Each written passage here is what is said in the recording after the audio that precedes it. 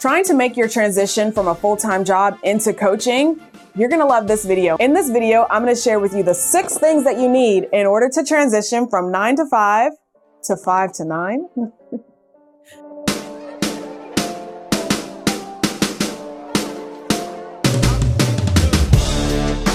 All right, welcome back. If you're ready to transition from full-time to coaching, here are the 6 things that you need. Now, I share this as somebody who didn't really transition from 9 to 5 into coaching, but I did have a 9 to 5 while I was starting my coaching business.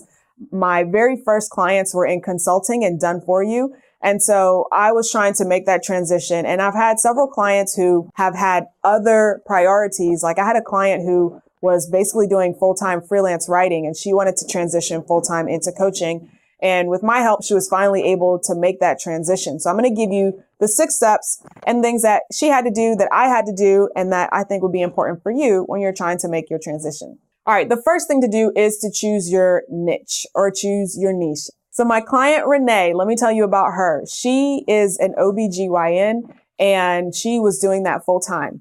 She got pregnant, had her very first son. And at that moment, she realized that she didn't want to go back into working full time. She wanted to be able to be home and take care of her son and watch him grow and not spend all of those hours either on call or working. So she decided to start her coaching business. She decided to go into career coaching to help pre-med students, non-traditional pre-med students, to basically get into the best college that they could, because she knew that getting into the best college allows you to make more when you get out, right? So she was trying to make that transition. So the first thing that she did was she chose her niche. She decided that she had already been consulting and basically doing Ask Me Anythings when people would message her and they would say, hey, I'm trying to get into this college and, I'm not going the traditional route of, going directly from undergrad into a medical school. And I need to know, I'm going into it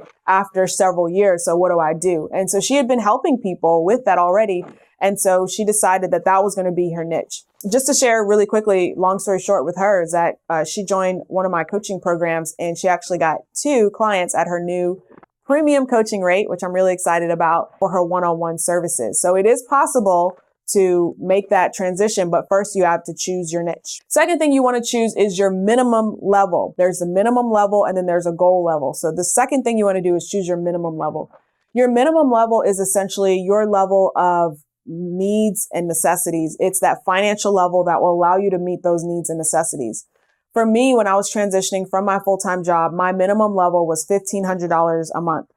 And I had determined that by looking at all of my expenses, my rent. I lived in the South. For those of you who are like, oh, how do you have rent so cheap? I lived in the South. I was in Georgia. And, so that was my rent. That was, food. That was, I didn't have a car payment because I had finished paying off my car. I was finishing paying off credit card debt. So that was really it. And I knew that that was my minimum. As long as I hit $1,500 in a month, I would be able to survive. So that's essentially your survive level. What is that survive level for you? It's not the level that's going to allow you to go, have crab every single month, but it's the level that's going to allow you, or whatever the dishes that you like, it's the level that's going to allow you to meet all of your minimum requirements. The next thing to choose is your big goal. So the key here is to understand that it's all available to you. Okay. Don't be afraid to set that big goal. I know for me, my first big goal was $5,000 a month.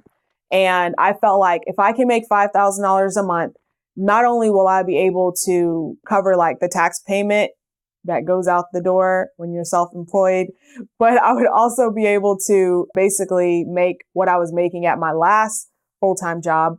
And I remember that first time I hit $5,000, it was very early in my business. And I realized how easy it was to start kind of getting to those levels. And then I decided that I wanted to dream a little bit bigger. So I decided to set my next goal to $10,000. And after I hit that first $10,000 month, which my first 5-figure month was $11,000, I was like, okay, I need to dream bigger. Then I got to the point where I was like, all right, I'm tired of just doing stair stepping. So at this point, I'm making space for $70,000 in 1 month from sales. So I want to jump and quantum leap. And then the next thing that I have my eye on is $300,000 in 1 month from sales. And it's that process of setting your big goal, which can kind of be a little bit scary. So I want to remind you that it is all available to you, whatever it is that you desire. That 70,000 for me was like an old number, was a number that I wrote down initially, but I got scared. It scared me, and it's scary to make that big goal. That's why they're called big, hairy, audacious goals. They're BHAGs. They can be scary, but the key is to understand that fear, it doesn't hold you back. So I like to imagine fear as like this mist or this cloud that looks solid. And you're like, I cannot get past this because it's there. It's in my face and it's frustrating, but it really is just a mist. And if you just keep walking, like, yeah, the fear is still going to be there, but you can keep going and you'll make it out to the other side. And as you keep going, it gets looser and looser and looser. Like imagine, for those of you who have done this before, if you ever fly through a rainstorm, right? So sometimes you actually do have to fly through it. It just starts raining while you're on the flight, and you look out the window and you see the clouds, and the clouds look like really bad. And they're like, oh, it's about to rain. We're going to experience some turbulence. Like there's that fear. You know that there's going to be turbulence, and the clouds look dark. Like they look like you could just butt up against them and that, they would just take you out. But then you start flying through them and you're on the plane and you're looking out the window and you're like, oh, it's just a little bit darker. Like this is not that big of a deal. This is what the cloud is. The cloud is really just water. That's really what your fear is. Your fear is something that looks scary, but once you start moving through it, you'll realize that it's just a mist that you start moving through, and eventually you get over to the other side and you get back to your sunny days. Okay. Step 4 is and the third thing that you need to do is commit to it. So understanding that your goals are worth your time, but you do have to set that time aside. The client that I worked with who was doing freelancing full time, the freelancing was taking up a lot of her time, but she knew that if she would just create her coaching program and start enrolling clients into that, she could create a system to continually bring clients into her. And eventually she could phase out that freelance work. She had to do the freelance work while she was doing it because that is what was supporting her finances. But she took that time aside to put that coaching program in place to start enrolling clients. When I wanted to start working on my business outside of my 9 to 5, I took 5 to 9, right? I took that evening time to start working on the thing that I wanted to work on. I knew if I took that time for me, that I would be able to hit that goal. And you got to commit to it. If you don't commit to it, everything else is going to get in the way. There's always going to be a kid that needs your help with their homework. There's always going to be a husband that needs help with, like, they're sick and they just want your attention. There's always going to be that TV show you want to watch. There's always going to be that thing you need to attend. Like, that's always going to be there. It's just going to be there. So you got to make that commitment to squeeze it in before and after homework time, to squeeze it in before and after, give him some Robitussin and tell him to go fall asleep, before and after, that TV show, or maybe you stop watching the show, you do it in the mornings, you squeeze it in the margins, you do what you can, but you won't do what you can until you commit. So you have to commit. Step 5 to transition from 9 to 5 to your full-time coaching business is stop waiting for permission. A lot of times we're waiting for permission to do the thing that we want to do, the thing we know we're called to do, the thing that we should be doing, but we're waiting for permission. We're waiting for someone to knight us and say, yes, you can do it. And the thing is that if you keep waiting for permission, you're never going to do it because no one's going to give you permission. Sorry, I'll give you permission right now. You can do it. But that's the thing. Like, I'm not right there with you sitting on your couch beside you as you watch, right? So stop waiting for permission. I remember I was at a conference and there was someone who was talking about how to get brand deals. And this was before I had gotten any brand deals. And it was like the Holy Grail. It was something that I really wanted to do. And I kept saying, like, how do I do it? How do I do it? And I remember she was like, you have to be the one that says, I'm it. I'm the sugar honey iced tea. Like, I'm confident in who I am. I know who I reach. This is what I bring to the table, and this is why you should work with me. And once I heard her say that, it was like, that's what gave me permission to start saying, this is who I am. I'm a millennial money expert. I reach millennials. I talk to them about saving and budgeting and how to budget, invest, and achieve success.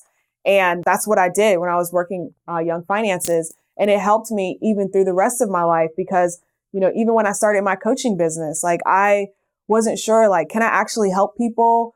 Can I get someone a result? And I had to stop waiting for permission. One of the things that I did in order to kind of combat that was I moved into step number 6, which is get client zero. So I started working with my very first client, and I call this person client zero because it's the person that you're going to work with for free so that you can test out your processes, so that you can get that first testimonial, so that you can be super confident in yourself. And so I reached out to this person and I was like, hey, I'm interested in starting to do some business coaching. I noticed that, you just started a consulting thing. Is it okay if I help you with it? My program is going to be 8 weeks long. And so we're going to structure it the same way that I would structure my normal program. And at the end of the 8 weeks, if I do a great job, I would just love testimonial. And the crazy thing is that she was able to get 3 clients before her website even launched. Everything went great. I realized that this is what I love doing. I love the strategy of it. I do kind of like, hey, yeah, you can do it. But really what I love is like the strategy, like giving that timeline, like saying this is what we're going to do, setting them up and then have the clients knock them down. Like I really, really enjoyed that. And that's what helped me to launch my coaching. And when you haven't gotten that first client yet, then it's time to get client zero. Client zero is going to be that client to help you to get that first testimonial, like I said, and kind of test out your services. And I talk more about this in my latest training on how to create a solid coaching program. I talk about how I got that very first coaching client, how I got my first 3 paying clients, how I chose my pricing, how I chose what content to include, how I actually enrolled those clients over the phone and my sales process and all of that. So if you would like to join me for that training, you can go to latisha.tv/solid in order to get the training, or you can click the link that's in the description box. Thanks so much for joining. Don't forget to like and subscribe. Let me know, are you transitioning from 9 to 5? What did you have to do when you were transitioning to full-time business owner? Is that something that's even on your horizon, or are you okay with working full-time and doing coaching part-time? Let's chit chat, comment, like, subscribe. Find me on Instagram, and I'll see you guys in the next one. Okay, bye.